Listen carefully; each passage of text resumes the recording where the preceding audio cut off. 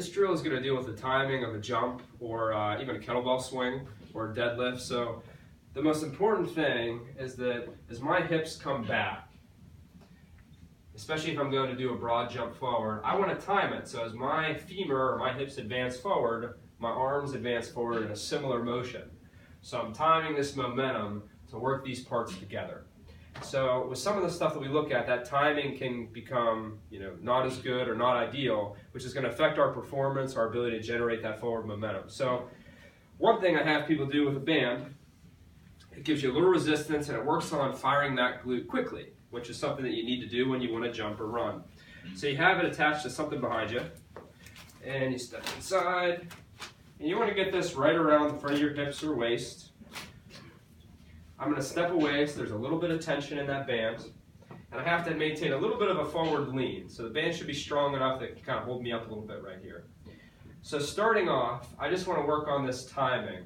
With my hands a little bit in front of me, as my butt goes back and I sit onto my heels, my hands go back. Not aggressive to where I'm way up here, but just in a nice line with my trunk. And then as I drive through my heels and pull my hips forward, my hands come forward, right? Just like I'm getting ready to initiate a jump. And I want to try and work on this timing. So as my hips come forward, when they end up underneath me, my arms are reaching forward as I get ready to advance into that jump. So starting off, I would go through this slowly. As I come back into this position, I'm sitting onto my heels and I have a little bit of tension into my hamstring. I see some people that really want to drop down into a squat. That's not what we're looking for, right?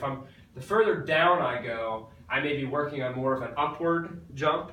This is more to train the forward progression that you're going to see we're going to apply to running and sprinting. But I want to really start here, butt goes back, drive through my heels, and tuck my butt underneath me.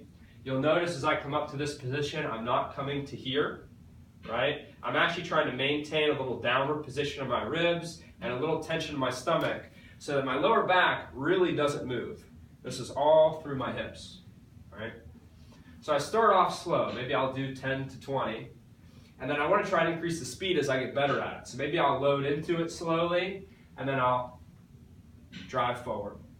Load into it slow, drive forward. So I'm really trying to get that glute, hamstring to fire quickly, which is what I need to jump. I want to make sure my mechanics are good though, because I don't want to go into this and have stuff happen like that, or my back's arching, right? Or I want to lose the timing where my hips go and my arms come later.